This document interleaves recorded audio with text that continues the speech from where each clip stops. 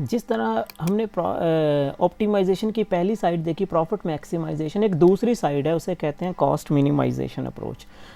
इसके अकॉर्डिंग क्या होता है, आपका ऑब्जेक्टिव होता है मिनिमाइज कॉस्ट को, कॉस्ट को कम से कम कर लो सब्जेक्ट टू कंस्ट्रेंट। एक प्रोडक्शन इक्वेशन आपको दी होती है, यानी कि आपको ये बता दिया जाता है कि 10 शर्टें बनानी हैं फ़र्ज़ करें तो 10 शर्ट्स आपको, इसका मतलब आउटपुट गिवन है, आपने उन्हीं 10 शर्टों के अंदर रहते हुए खर्चे कम से कम करने हैं। इसको भी ऑप्टिमाइजेशन कहते हैं, क्योंकि आप रिसोर्सेज का बेस्ट यूटिलाइज करोगे तो ही ये काम हो सकेगा। कॉस्ट की इक्वेशन पहले हम पढ़ते होते थे, cost is equal to WL+RK, ठीक है ना, यानी कि लेबर के खर्चे, वेज कैपिटल के खर्चे। यहाँ पे मैंने R की जगह W1 लिख दिया है, वेज की जगह W1, R की जगह W2 और X कैपिटल और लेबर की जगह X1 और X2 लिख दिया है। क्यों लिखा है ऐसे, क्योंकि जो अच्छी बुक्स हैं, हाल वेरियन हो गया, जिस तरह माइक्रो इकोनॉमिक एनालिसिस है, या वाल्टर निकल्सन की है बुक, उसके अंदर बजाय कैपिटल लेबर लिखने के वो X1 X2 लिखता है। क्यों लिखता है, इसकी लॉजिक ये है कि हर कंपनी का डिफरेंट इनपुट यूज़ करती है, कोई कैपिटल, कोई लेबर, कोई लैंड, कोई मशीनें, कुछ इस तरह। तो वो X1 X2 लिखने से ना वो सारा कुछ कवर हो जाता है उसके अंदर। तो जो भी उस कंपनी का होगा बंदा X1 की जगह वो लिख देगा, ठीक है। अगर आप कैपिटल और लेबर लिखोगे तो भी इशू नहीं है, तो भी ठीक है। तो अब हमने क्या करना है, मिनिमाइज करना है कॉस्ट को subject to product constraint. Constraint क्या है, y is equal to x1.x2। अब देखें यहाँ पे प्रोडक्शन फंक्शन दिया गया है y2 का, x1.x2। जब 2 का प्रोडक्शन फंक्शन है तो इसीलिए कॉस्ट की भी 2 बनेगी, दो बनते हैं ना खर्चे दो तरह के, इसीलिए प्लस का साइन आया और x1 और x2 आ गया। मैं फिर बता रहा हूँ कि ये जो y की इक्वेशन है ना, ये बदलती रहती है, हर कंपनी की मुख्तलिफ है। जब कंपनी की मुख्तलिफ तरीका है प्रोडक्शन का तो उसकी इक्वेशन भी डिफरेंट होगी, इसलिए अब इसमें इस जगह के ऊपर आके आपकी इक्वेशन बदल गई। कहता है find conditional input demand function and cost function. वहाँ पे प्रॉफिट मैक्सिमाइजेशन में हमने जो इनपुट डिमांड फंक्शन निकाला था उसको कहते हैं सिंपल इनपुट डिमांड फंक्शन। इधर उसका नाम है कंडीशनल इनपुट डिमांड फंक्शन, क्योंकि हमने कंडीशन इंपोज कर दी है कि खर्चे कम से कम करने हैं, minimise cost. And cost function, यहाँ पे कॉस्ट फंक्शन निकालना है। वहाँ पे प्रॉफिट मैक्सिमाइजेशन था इसलिए प्रॉफिट फंक्शन निकला था, यहाँ पे कॉस्ट मिनिमाइजेशन है इसलिए कॉस्ट फंक्शन निकलेगा। जब भी मिनिमाइज और मैक्सिमाइजेशन की बात की गई हो तो अगेन मैं आपको पहले फर्स्ट ऑर्डर कंडीशन लगानी है, लेकिन यहाँ पे आपको कॉस्ट के मिनिमाइज कॉस्ट के साथ साथ कंस्ट्रेंट दी गई है। जब आपको ऑब्जेक्टिव के साथ कंस्ट्रेंट दी जाए तो आपने अप्लाई करना होता है लिंग्रेंज मल्टीप्लाई, तो वही किया गया है लिंग्रेंज। लिंग्रेंज क्या होता है, Lagrange is equal to objective function plus lambda into constraint. हमारा ऑब्जेक्टिव क्या है, कॉस्ट को कम से कम करना, वो लिख दिया W1x1 plus W2x2 plus lambda. Constraint क्या है, ये y, इसको दूसरी साइड पे ले गए माइनस x1.x2। ये लिंग्रेंज है। लिंग्रेंज मल्टीप्लायर एक ऐसी टेक्निक है जो यूज़ होती है जब आपने किसी चीज़ को मैक्सिमाइज या मिनिमाइज करना हो सब्जेक्ट टू सम कंस्ट्रेंट, तो ये वही इसलिए यहाँ पे अप्लाई किया, ठीक हो गया। अगेन फर्स्ट ऑर्डर कंडीशन लगा दें। फर्स्ट ऑर्डर कंडीशन का मतलब होता है जितने वेरिएबल्स हैं उसके रिस्पेक्ट से डेरिवेटिव ले लो लिंग्रेंज का। करली लिंग्रेंज ओवर करली, एक तो x1 की रिस्पेक्ट से डेरिवेटिव आएगा, फिर एक x2 की रिस्पेक्ट से डेरिवेटिव आएगा, फिर लैम्डा की रिस्पेक्ट से डेरिवेटिव आएगा। लिंग्रेंज मल्टीप्लायर में ऐसे ही होता है, 3 तरह के हमारे डेरिवेटिव्स होंगे, ठीक है। अब पहला डेरिवेटिव कैसे आएगा, देखिए WX1 है ना, x1 की रिस्पेक्ट से ले रहे हैं तो W1 इसी तरह आ गया, प्लस माइनस इसका कोई, इसमें x1 नहीं है तो इसका derivative 0, plus minus minus lambda इसके साथ मल्टीप्लाई होगा तो लैम्डा x2 इज इक्वल आ गया डेरिवेटिव, यानी कि लैम्डा अगर इस ब्रैकेट को खोलें तो लैम्डा इसके साथ भी मल्टीप्लाई हो रहा है। तो x1 की रिस्पेक्ट से ले रहे हैं तो x1 की पावर 1 है, 1 स्टार्ट पे 1 में से एक माइनस तो x1 खत्म हो जाएगा तो बाकी बच जाएगा lambda x2 is equal to 0। अब इसी तरह इसी लिंग्रेंज का x2 की रिस्पेक्ट से डेरिवेटिव लें तो x2 की रिस्पेक्ट से डेरिवेटिव क्या आएगा, W इसका कोई नहीं आएगा, इसमें x2 नहीं है, इसमें x2 है तो W2 आ गया माइनस लैम्डा x1, अब की बार x1 रह गया is equal to 0। I hope आपको ये समझ आ गया। अब लैम्डा की रिस्पेक्ट से डेरिवेटिव लेना है, लैम्डा के साथ ये सारा कुछ है तो ये सारा कुछ इसी तरह आ गया इज इक्वल टू 0। डेरिवेटिव का तो पता है ना, पावर स्टार्ट में पावर में से एक माइनस, लैम्डा की पावर जब 1 है 1 स्टार्ट में 1 में से एक माइनस, जब 1 माइनस 1 किया तो लैम्डा की पावर 0, किसी भी चीज़ की पावर 0 तो आंसर 1 आता है, तो इसलिए हमें लैम्डा लिखने की ज़रूरत नहीं, तो ऐसे तो ये पूरा उसी तरह लिख दिया, इसे कहते हैं डेरिवेटिव। अब ये तीनों इक्वेशन आ गई हैं, तीनों इक्वेशन को अब आपने साइमल्टेनियसली सॉल्व करना है। मिशन क्या है, करने क्या जा रहे हैं, हमने निकालना है कंडीशनल इनपुट डिमांड फंक्शन। अब मेरी बात गौर से सुनिएगा, हमें एक कंडीशनल इनपुट डिमांड फंक्शन, पहले देखो इनपुट क्या है, x1 है x2 है। x1 क्या है, हो सकता है लेबर हो, x2 कैपिटल कह लो, कुछ भी हो सकता है ना, यही तो ब्यूटी है x1 x2 लिखने की। हमें x1 की इक्वेशन चाहिए, x2 की इक्वेशन चाहिए, दोनों की चाहिए हमें, x1 की x2 की। जब x1 की इक्वेशन आए तो उसमें x2 ना आए, जब x2 की इक्वेशन आए तो उसमें x1 ना आए। क्यों ना आए? क्योंकि हमने इनपुट डिमांड, हमने डिमांड निकालनी कि x1 की क्या डिमांड है। जब हम x1 की डिमांड को चेक करेंगे तो x2 बीच में नहीं आना चाहिए उसके। जब x2 की डिमांड को चेक करेंगे तो फिर हमें x1 नहीं आना चाहिए। कैसे आएगा? इसको साइमल्टेनियसली सॉल्व कर दें।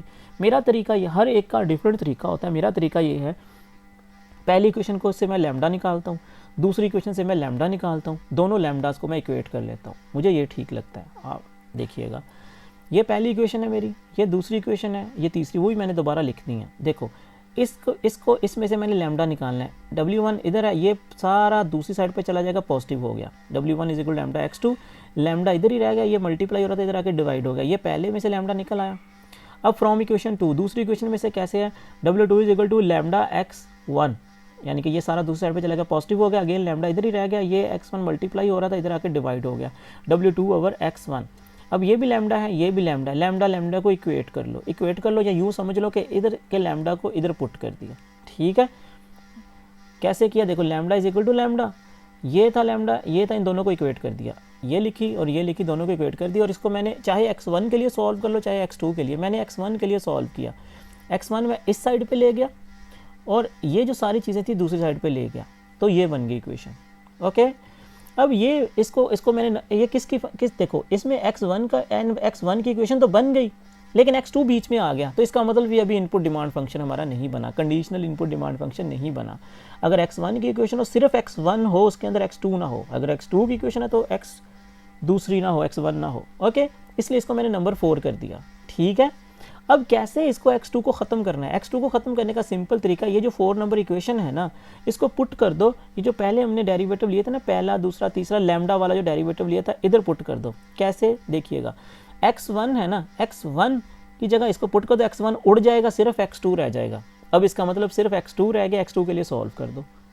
समझ आ गई? ओके, ये मैंने पुट 4 इन 3, 4 ये वाली मेरी इक्वेशन है, 3 वो जो तीसरा डेरिवेटिव था, y माइनस क्या था, x1 x2 था ना, x1 की जगह मैंने ये सारा लिख दिया इसी तरह, W2 over W1 dot x2, और ये x2 ये वाला उसी तरह आ गया, और इज इक्वल टू 0, यानी कि 4 को 3 में पुट कर दिया।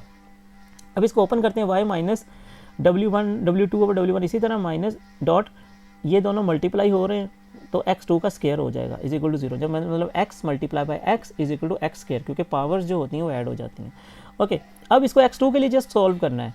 ये सारा उठा के दूसरी साइड पे ले जाओ ताकि ये पॉजिटिव हो जाए, हो गया पॉजिटिव। x2 को इधर ही रहने दो, ये सारा उठा के दूसरी साइड पे ले जाओ। x2 को मैंने इधर ही रहने दिया, ये दूसरी साइड पे जाके मल्टीप्लाई, इधर मल्टीप्लाई हो जाकर डिवाइड होगा, डिवाइड होकर जब ऊपर जाएगा तो ये पलट जाएगा, तो इसलिए यहाँ पे लिखा गया है W1 over W2। Okay, x2 का स्क्वायर आ रहा है। अब x2 चाहिए हमें, स्क्वायर नहीं चाहिए, तो स्क्वायर कैसे खत्म होगा? अंडर रूट ले लो दोनों साइडों का, दोनों साइड स्क्वायर रूट जिसको कहते हैं, स्क्वायर रूट ले लिया x2 का भी और दूसरी का भी। स्क्वायर रूट से स्क्वायर कट गया, सिर्फ x2 रह गया, और इधर W1 over W2 dot y है, इसका अंडर रूट आ गया। अब देखें, अब x2 किस चीज़ की इक्वेशन बन रही है? x2 की इक्वेशन आ गई ना, इसके अंदर x1 तो नहीं है। जब x1 नहीं है तो इसका मतलब ये कंडीशनल इनपुट डिमांड फंक्शन है पहले का। This is called conditional input demand function. ये किस चीज़ का फंक्शन बना? देखो क्या क्या चीज़ें आ रही हैं। W1 W2 आ रहा है। W1 क्या है? पहले इनपुट की प्राइस। W2 क्या है? दूसरे इनपुट की प्राइस। इसको कहेंगे इनपुट प्राइसेस। और Y क्या है? ये आउटपुट है, कितनी चीज़ें आप बनाते हो। तो इसका मतलब जो कंडीशनल इनपुट डिमांड फंक्शन होता है इनपुट प्राइसेस का और आउटपुट का। इससे क्या, अब मुझे चाहिए कंडीशनल इनपुट, ये x2 का आ गया कंडीशनल इनपुट डिमांड फंक्शन। अब मुझे चाहिए conditional input demand function x1 का।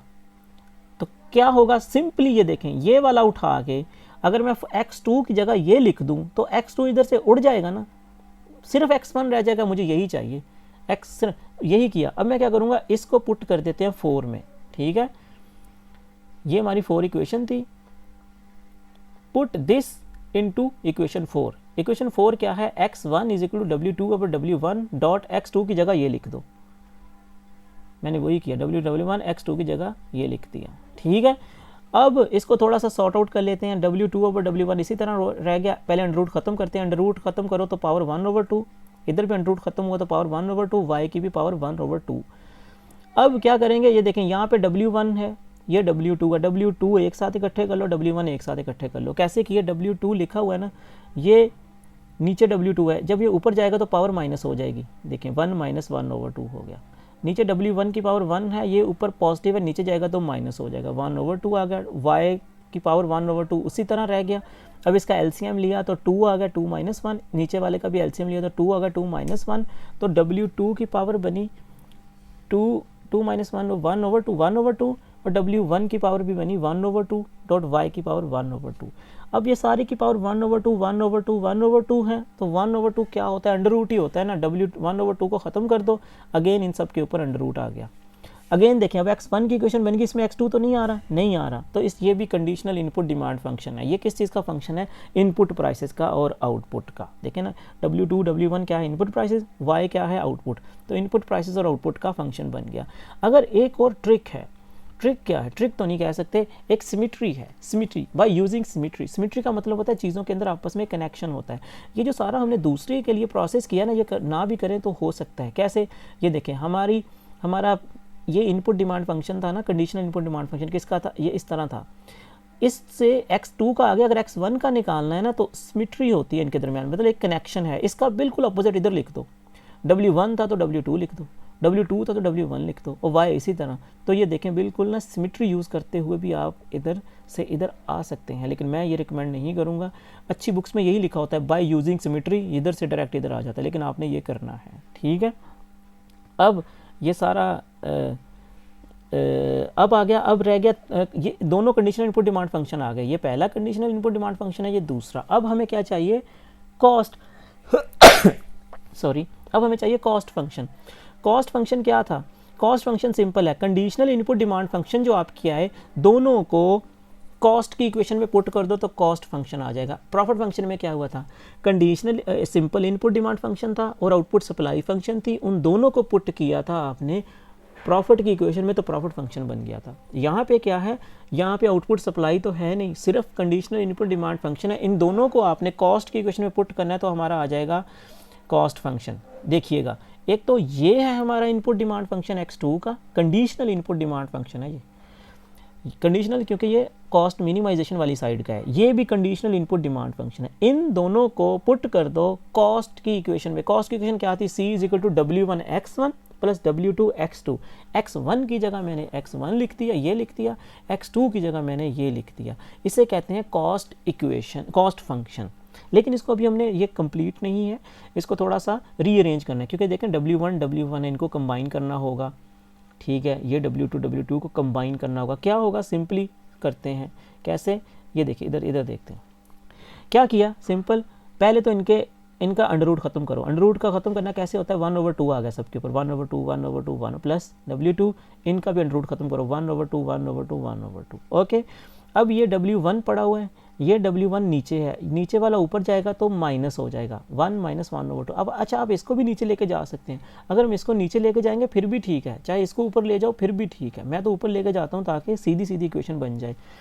W1 की पावर 1/2 प्लस है, ऊपर जाएगी तो माइनस, इसकी पावर 1 है, 1 - 1/2, ठीक है। W2 की पावर 1/2 इसी तरह रह गया, क्योंकि इसके साथ W2 और नहीं है। Y भी इसी तरह 1/2 रह गया, प्लस ये W2 की पावर 1 थी, ये नीचे पॉजिटिव था, ऊपर जाके माइनस हो गया, 1 - 1/2 डॉट W1 की पावर 1/2 इसी तरह, Y की पावर 1/2 इसी तरह।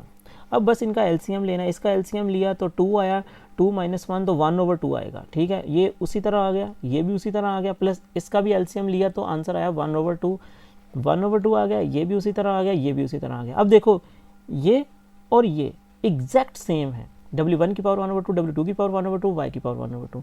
x प्लस x क्या होता है, 2x। इसी तरह this plus this is equal to 2 this. समझ आ रही है, x प्लस x क्या होता है, 2x होता है ना।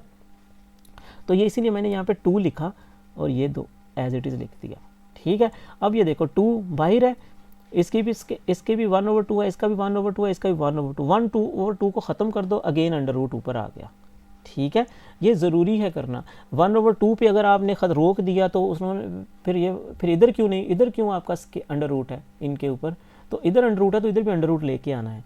अब देखें, कॉस्ट की इक्वेशन है ये, कॉस्ट क्या दूसरी साइड पे x1 और x2 तो नहीं आ रहा, ये आपका कॉस्ट का फंक्शन है। ये किस चीज़ का फंक्शन है, ये है W1 W2 यानी कि इनपुट प्राइसेस का और Y आउटपुट का। ठीक है, समराइज करते हैं फिर ज़्यादा सही समझ लगेगी। कॉस्ट मिनिमाइजेशन में हमने क्या किया? कॉस्ट मिनिमाइजेशन सिंपल ये किया कि cost object minimise cost objective था, कंस्ट्रेंट थी, आउटपुट गिवन थी। जब भी मिनिमाइजेशन या मैक्सिमाइजेशन करनी और कंस्ट्रेंट दी गई है तो लैग्रेंज अप्लाई करते हैं। हमने अप्लाई लैग्रेंज मल्टीप्लायर अप्लाई किया और फर्स्ट ऑर्डर कंडीशन लगा दी। लैग्रेंज मल्टीप्लायर क्या है? एक टेक्निक है जो ऑप्टिमाइजेशन में यूज़ होती है। ठीक है, इसके लिए अलग से वीडियो बना देंगे। तो कंडीशनल इनपुट डिमांड, फिर इन जब हमने फर्स्ट ऑर्डर कंडीशन इसको आपस में साइमल्टेनियसली सॉल्व किया तो हमें मिला कंडीशनल इनपुट डिमांड फंक्शन, जो कि फंक्शन थे इनपुट प्राइसेस के और आउटपुट के। जब प्रॉफिट मैक्सिमाइजेशन की थी तो वहाँ पे कंडीशनल इनपुट डिमांड फंक्शन नहीं, सिंपल इनपुट डिमांड फंक्शन उसका नाम था। वो फंक्शन था इनपुट प्राइसेस का और आउटपुट प्राइस का। ये है इनपुट प्राइसेस का और आउटपुट का, ये प्राइस नहीं है, सिंपल आउटपुट है। इस कंडीशनल इनपुट डिमांड फंक्शंस को हमने ऑब्जेक्टिव वाली इक्वेशन यानी कि मेन कॉस्ट की इक्वेशन में पुट किया तो हमें मिल गया कॉस्ट फंक्शन। ये भी किस चीज़ का फंक्शन बना? इनपुट प्राइसेस का और आउटपुट का। अगर आप ऑब्जर्व करें, जिस तरह का इनपुट डिमांड फंक्शन होगा वैसा ही आगे वही चलता जाएगा। जिस तरह प्रॉफिट फंक्शन वाली साइड देखें, पहले इनपुट डिमांड फंक्शन था इनपुट प्राइसेस का और आउटपुट प्राइस का, आगे आउटपुट सप्लाई आया वो भी इन्हीं का बना, आगे प्रॉफिट आया फंक्शन वो भी इन्हीं का बना। अगर इस साइड को देखें, कंडीशनल इनपुट डिमांड फंक्शन तो बना था इनपुट प्राइसेस का और आउटपुट का, यही आगे जाके कॉस्ट में भी इनपुट प्राइसेस और आउटपुट का बना। ठीक है, थैंक यू।